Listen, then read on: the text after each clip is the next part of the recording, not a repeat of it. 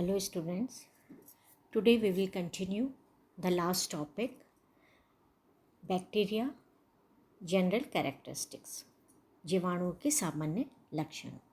हमने आपको बताया कि जीवाणु बहुत सूक्ष्म प्रोकैरियोटिक माइक्रो ऑर्गेनिजम्स होते हैं जिन्हें नेकेड आइज़ यानी नग्न आँखों से, उनको खुली आँखों से हम नहीं देख सकते हैं। उनको देखने के लिए माइक्रोस्कोप की ज़रूरत होती है। अगर हम इसके साइज़ की बात करते हैं तो इनका मेजरमेंट माइक्रोमीटर्स में किया जाता है। बैक्टीरिया बहुत सूक्ष्म जीव होते हैं। इनका जो नॉर्मली इनका साइज़ होता है वो 0.2 से 5 माइक्रोमीटर तक होता है। ई कोलाई जो कि बहुत कॉमन बैक्टीरिया है, ह्यूमन इंटेस्टाइन में पाया जाता है, उसका साइज़ 1.1 से 1.5 मिली माइक्रोन या माइक्रोमीटर उसका डायामीटर होता है और बहुत सूक्ष्म आकार का होता है। सबसे छोटा बैक्टीरिया यू बैक्टीरिया और डायलिस्टर न्यूमोसिंटस बैक्टीरिया होता है जिसका साइज़ 0.15 से 0.3 माइक्रोमीटर तक होता है। लार्जेस्ट बैक्टीरिया सबसे बड़ा जीवाणु थायोमार्गरेटा नेमीबेंसिस जिसका साइज़ 0.5 मिलीमीटर तक होता है। बहुत लंबा इसका साइज़ होता है तक और जीवाणु के कंपैरिजन में। और सेकंड जो लेंथ होती है जीवाणु जिसकी लेंथ बहुत अधिक होती है, दैट इज़ बेगियोटोआ मिराबिलिस। इसका जो डायामीटर होता है वो 16 से 45 माइक्रोमीटर तक होता है और इनकी लेंथ तकरीबन 80 माइक्रोमीटर तक होती है। Types of bacteria. हम टाइप्स ऑफ बैक्टीरिया की जब बात करते हैं तो हम इसके जो टाइप्स होते हैं वो इसकी शेप के आधार पर होते हैं। तो बैक्टीरियाज की 3 शेप होती हैं मुख्यतः, spherical, road shaped and spiral. Leeuwenhoek ने 1683 में जीवाणुओं की जो शेप थी उनका वर्णन किया और उससे पहले जीवाणुओं को की आकृति को ही आधार मानकर उनका क्लासिफिकेशन या उनका नामकरण किया गया था। हालांकि ये जो क्लासिफिकेशन पद्धति है अब यूज़ नहीं होती, लेकिन इससे संबंधित जो नाम थे उनका आज भी उपयोग होता है। जैसे हम कहते हैं कोकाई, है ना, या बेसिलस, लैक्टोबैसिलस। तो इनके शेप के आधार पर इनके नाम जो रखे गए थे उनको आज भी उन्हीं के नामों से पुकारा जाता है। तो जैसा कि हमने आपको बताया, मेनली ये 3 टाइप के होते हैं, स्फेरिकल, रोड शेप्ड, स्पाइरल, और 4th वन इज़ विप्रियो। गोलाकार जो बैक्टीरियाज होते हैं या गोलाकार जो जीवाणु होते हैं उन्हें कोकाई कहते हैं, जिसका मीनिंग होता है कण के रूप में, गोलाकार संरचना के रूप में। तो ये गोलाकार होते हैं और इनमें फ्लैजिलम एब्सेंट होता है। इनका जो डायामीटर होता है स्फेरिकल बैक्टीरियाज का वो 0.5 माइक्रोमीटर से 1.25 माइक्रोमीटर तक इनका साइज़ होता है। इनके नाम के आधार पर इनकी कोशिकाओं को 3 तलों में विभाजन होता है इनकी कोशिकाओं में, और मुख्य रूप से इनका नाम माइक्रोकोकाई, डिप्लोकोकाई, टेट्राकोकाई, स्ट्रेप्टोकोकाई, स्टेफाइलोकोकाई। तो इनका डिवीज़न जिस तरह से होता है या इनमें कितने नंबर्स हैं कोकाई या कणों के, इनके गोलाकार संरचना, अगर एक कोकाई है या एक जीवाणु है तो उसको बोलते हैं माइक्रोकोकाई।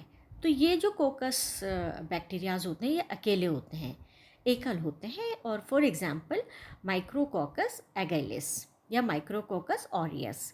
डिप्लोकोकस, जब कोई बैक्टीरियल सेल डिवाइड होती है और 1 से 2 सेल्स बनती हैं तो वो दोनों सेल्स साथ साथ ग्रो करती हैं और एक दूसरे से आपस में जुड़ी हुई रहती हैं, तो उसे डिप्लोकोकस कहते हैं। तो ऐसे बैक्टीरियाज जिनमें सेल डिवाइड होती है और डिवाइड होकर के दो सेल्स बनाती हैं और वो एक पेयर में रहती हैं, तो उन्हें डिप्लोकोकस कहते हैं। For example diplococcus pneumoniae. Tetracoccus, इनमें एक वर्गाकार स्थित आकृति बन जाती है और 4 जो कोकाए होते हैं या कोकस गोलाकार जो जीवाणु होते हैं वो 4 सेल्स एक साथ पाई जाती हैं। For example micrococcus टेट्रोजिनस।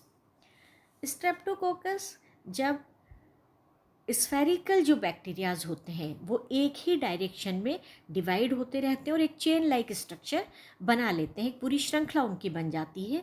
For example Streptococcus lactis.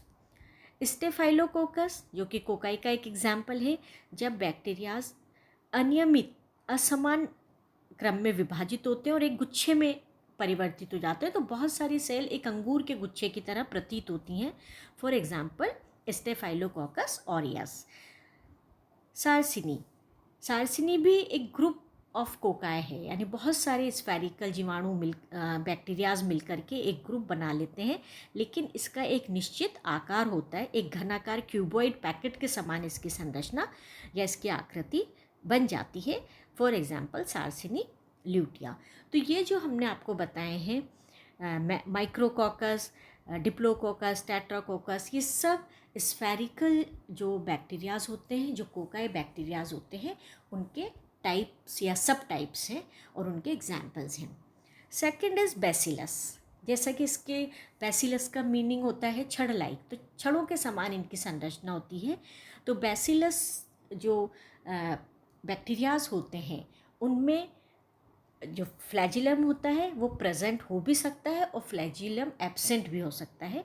हमने आपको बताया कि जो स्फेरिकल बैक्टीरियाज होते हैं उसमें फ्लैजिलम एब्सेंट होता है, लेकिन बैसिलस बैक्टीरिया में फ्लैजिलम प्रेजेंट भी हो सकता है और एब्सेंट भी हो सकता है। इनके जो सिरे होते हैं वो गोल और चपटे या नुकीले भी हो सकते हैं।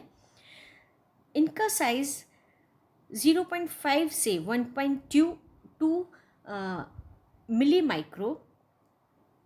माइक्रोमीटर जो इनका डायमीटर होता है, और इनकी लेंथ 3 to 7 माइक्रोमीटर इनकी लेंथ होती है। मोस्टली प्लांट्स में जो डिजीज़ेज़ होती हैं, जो रोग उत्पन्न करने वाले बैक्टीरियाज होते हैं, वो ज़्यादातर बैसिलस या छड़ाकार श्रेणी से ही आते हैं।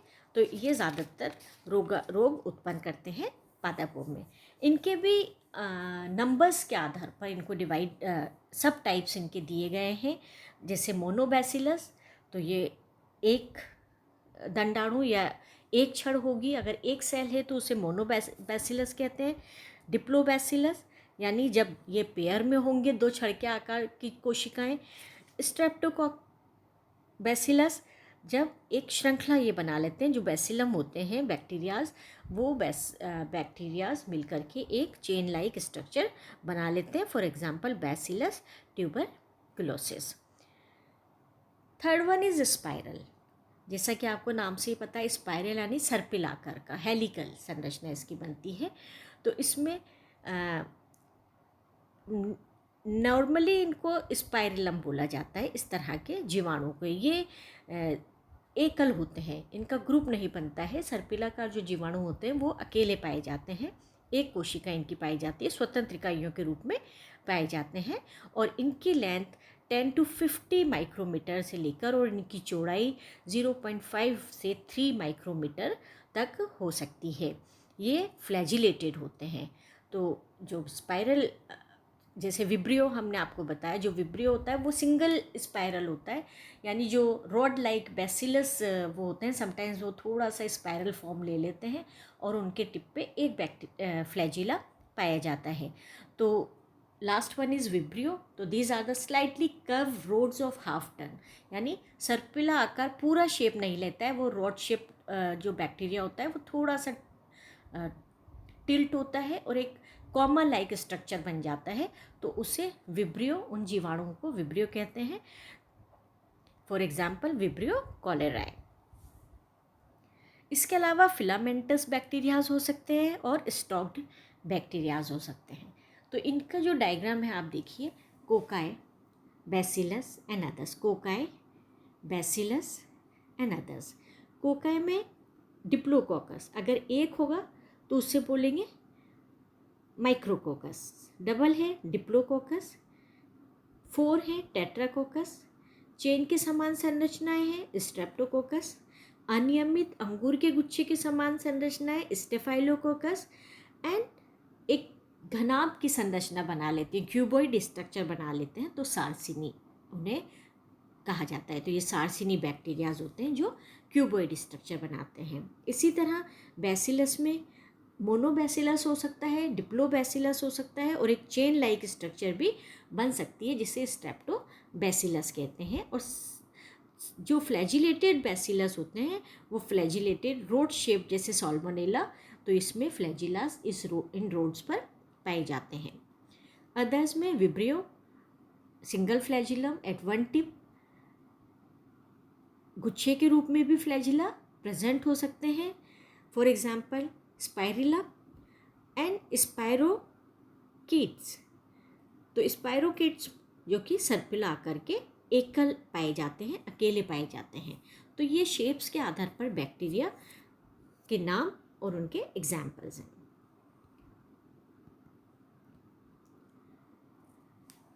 टाइप्स ऑफ फ्लैजिलर अरेंजमेंट, यानी जो कशाभिकाएँ होती हैं उनका अरेंजमेंट क्या होता है किसी भी जीवाणु कोशिका पर। तो ये सरफेस अपेंडेजेस होते हैं, ये जो कशाभिकाएँ निकली हुई होती हैं। हमने आपको जब एक सामान्य संरचना जब जीवाणु कोशिका की बताई थी तो हमने बताया कि उसके एक एंड पर फ्लैजिलम निकला होता है, लेकिन फ्लैजिलम एक एंड पर भी हो सकता है और दोनों एंड्स पर भी हो सकता है। तो फ्लैजिला क्या होता है, सबसे पहले तो हमें ये पता होना चाहिए, ये एक पतली हेयर लाइक हेलिकल स्ट्रक्चर होता है, लंबे से रोम के समान इसकी संरचना होती है। ये प्लाज्मा मेम्ब्रेन की सरफेस से बाहर निकलती है, और मोस्टली ये जो फ्लैजिलम होता है ये पैथोजेनिक जो बैक्टीरियाज होते हैं जो रोग उत्पन्न करते हैं, और या फिर एक्वेटिक बैक्टीरियाज में पाए जाते हैं, क्योंकि एक्वेटिक बैक्टीरियाज में ये मूवमेंट में सहायता करते हैं। इनकी जो संरचना होती है वो चाबुक के समान होती है, और ये प्रोटोप्लाज्मिक संरचना है। इसकी मोटाई सिरे से लेकर एंड तक समान होती है। अब अरेंजमेंट ऑफ फ्लैजिला के आधार पर भी जीवाणुओं को 2 भागों में बांटा गया है, पहला अट्राइकस और दूसरा ट्राइकस। तो अट्राइकस जैसा कि नाम से अशूक, जिसमें फ्लैजिला नहीं पाई जाएगी, तो इनमें कशाभिकाएँ अनुपस्थित होती हैं, ये नॉन मोटाइल होते हैं। फॉर एग्जाम्पल कोकाई बैक्टीरिया, हमने आपको बताया कि कोकाई बैक्टीरिया जो होते हैं स्फेरिकल बैक्टीरिया, उनमें फ्लैजिलम नहीं पाया जाता है। इसके अलावा लैक्टोबैसिलस जो जीवाणु होता है उसमें भी फ्लैजिलम नहीं पाया जाता है। दूसरे जो क्लास है फ्लैजिला के आधार पर, दैट इज़ ट्राइकस, कशाभिका युक्त। तो कशाभिका युक्त में यानी जिन जीवाणुओं में फ्लैजिला पाया जाता है वो मोटाइल होती हैं, और उनकी जो सतह होती है उस पर फ्लैजिला के नंबर्स कितने हैं, उनका अरेंजमेंट कैसा है, ये इनकी विशेषता को शो करता है, और इनके वर्गीकरण में भी ये सहायक होता है। तो कोशिकाओं के सरफेस पर जो फ्लैजिलम का अरेंजमेंट है उसके आधार पर इनको इन 4-5 भागों में बांटा गया है। पहला मोनोट्राइकस, एक कशाभिका। इस प्रकार के जो फर्स्ट वन आप देख रहे हैं मोनोट्राइकस, इस प्रकार की जो जीवाणु कोशिका होती है उसके एक ध्रुव या सिरे पर केवल एक कशाभिका पाई जाती है, तो single flagellum at one pole. For example vibrio cholerae. Second amphitrichous, this one amphitrichous, जिसमें फ्लैजिला सिंगल फ्लैजिला है और दोनों एंड्स पर पाई जाती है।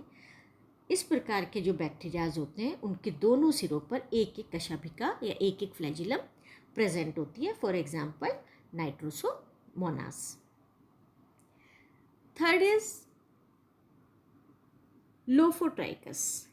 लोफोट्राइकस ऐसी बैक्टीरिया या ऐसी बैक्टीरियल सेल जिनके एक सिरे पर गुच्छ के रूप में फ्लैजिलास पाए जाते हैं। For example spirillum वॉल्यूटेंस।